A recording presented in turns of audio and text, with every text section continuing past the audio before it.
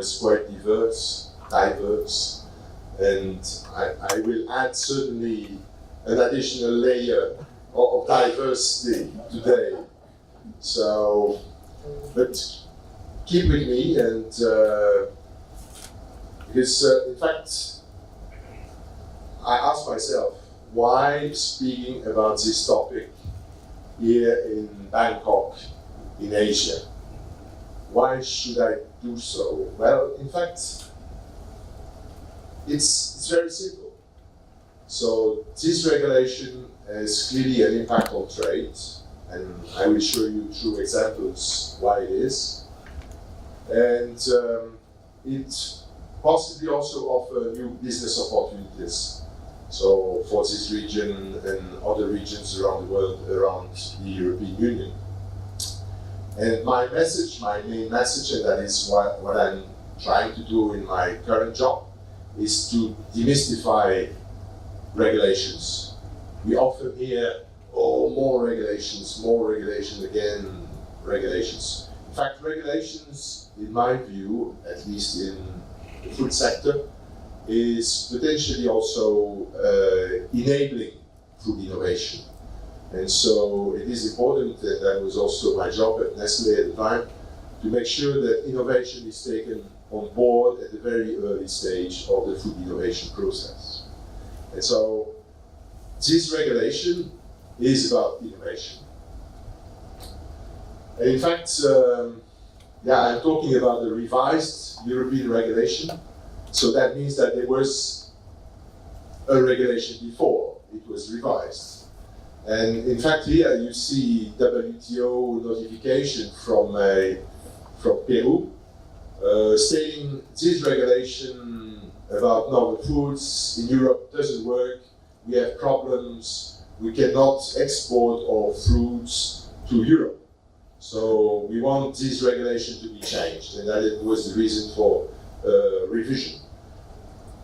If we look at the timing of that revision, so you will be afraid of, but regulations is not something that goes very quick and often very late.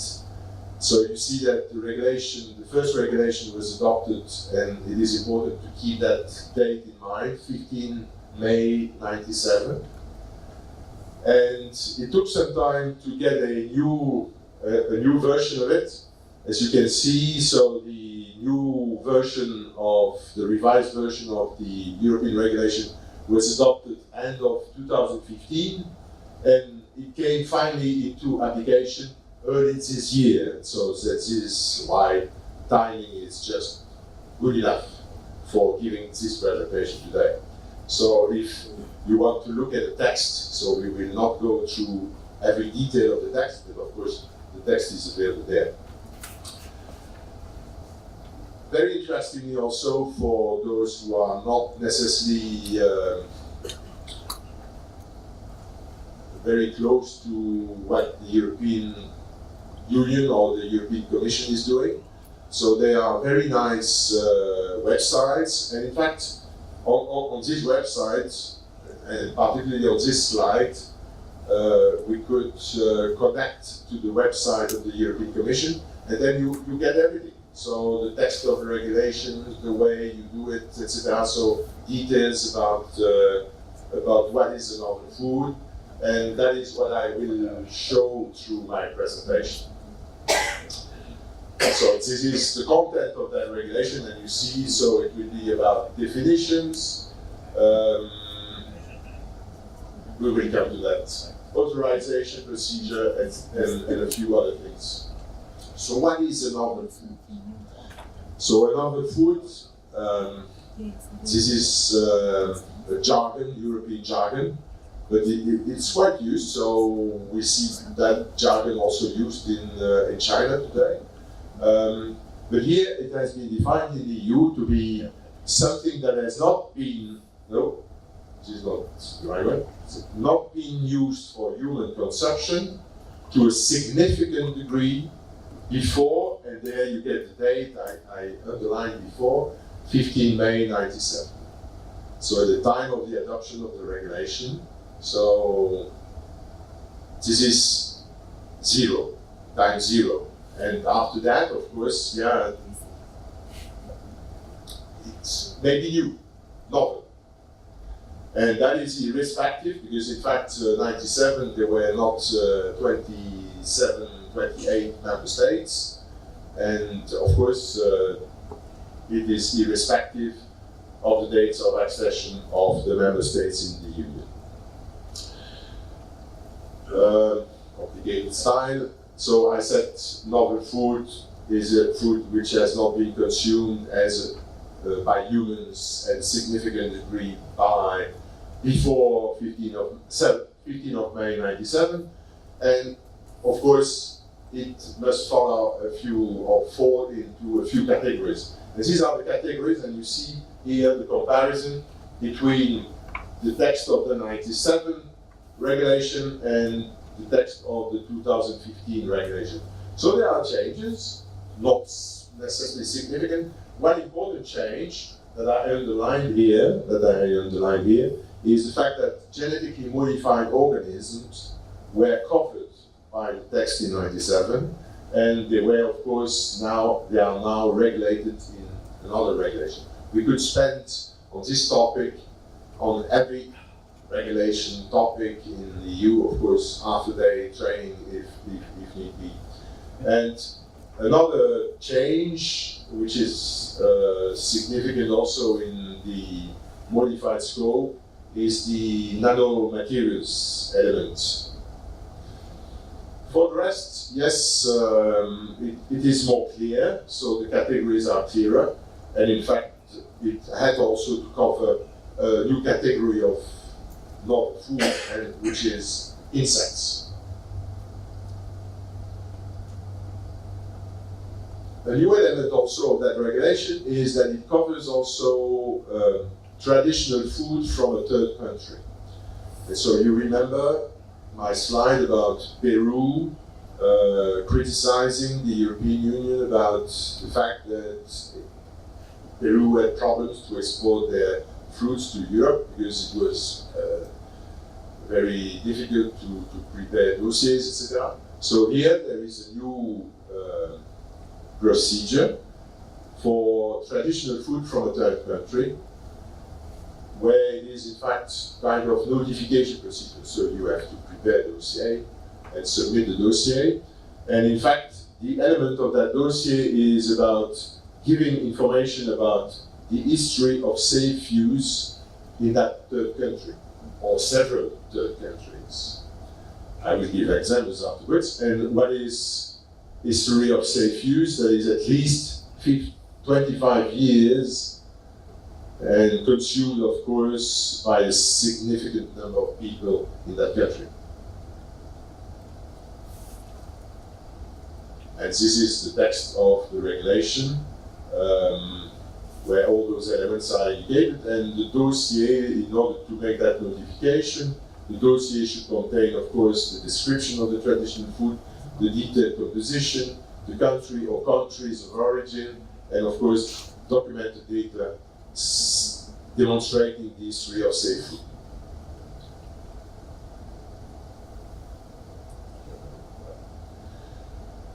Again, go back to the European Commission website. There is information, so in fact, you are not coming from just nowhere. So there is information, and the first information that is available, for instance, is the European Novel Food Catalog.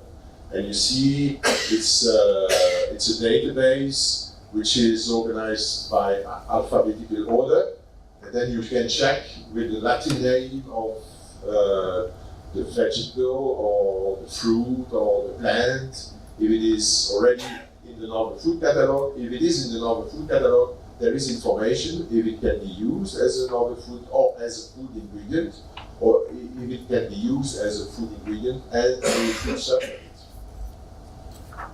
Looking at this Novel Food Catalog, I took one example, and this is cassava. Cassava, of course, well-known foodstuff, not necessarily grown in Europe, of course. And the question is, is it a novel food or not? Well, in the novel food catalog, it is there indicated, and it is indicated with a sign that indeed that food ingredient used as a food ingredient can be used as a food ingredient in Europe. So that information is therefore very, very nicely available. Another example, and that was previous to the revised regulation, so because the revised regulation is 2015. So, baobab dried powder, which is used also in Africa, that was submitted very thoroughly through the full procedure and was accepted as a food ingredient, novel food ingredient, as you can see here with the decision at European level. In the new regulation, so the assessment, safety assessment, because in fact the novel food regulation is about, is that ingredient safe? So can we use it, therefore, at European level? The safety is evaluated by EFSA. EFSA being the European Food Safety Authority, was created almost 20 years ago. And this is what is called, in the regulatory jargon, it's called the risk assessment body. Risk assessment body. And in fact, the safety and the dossier detailing all information about safety will be evaluated by EFSA.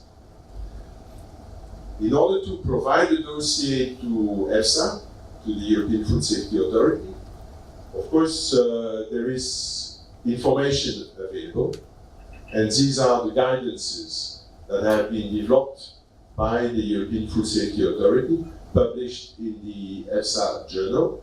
And you see there is a guidance on the preparation, presentation of an application for authorization of a novel food. And also similar guidance for authorization of a traditional food from third countries. So very nice and detailed documents, 20 pages, very detailed, so which indicates how you have to prepare a dossier to be submitted to EFSA.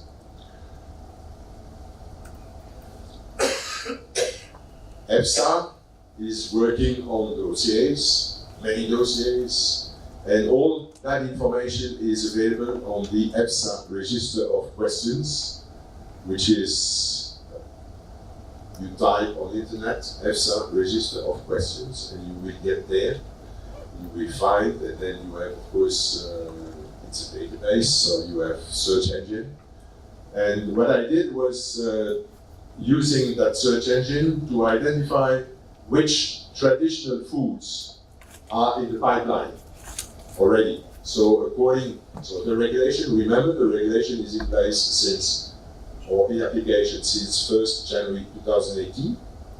And so since then, how many dossiers have been already submitted to the system? And here you see 3 dossiers, one about folio, which is a millet, which is coming from West Africa. There is ASCAP berries. This is a dossier that was submitted by the US. By a company, and that is in fact a Japanese and Canadian type of traditional food. And then here syrup from sorghum, and that one was submitted by the US. And you see here the status of those dossiers. So they were finished. They were finished already in August 2018. So 1st January in application, end of August already finished. So in fact, EFSA has worked quite quickly. They must deliver their opinion within 6 months. And their opinion is concluding EFSA does not raise safety objections to the placing of the market of the requested traditional food. And here you have the list of the 3. So that is the conclusion. a very nice document from EFSA, 8 pages explaining all the details of the dossier that they have evaluated. Another very interesting new topic, which is now covered by the European Novel Food Regulation, that is the topic of insects. Of course, Europe is not eating insects, but there were already developments a few years ago already in some countries.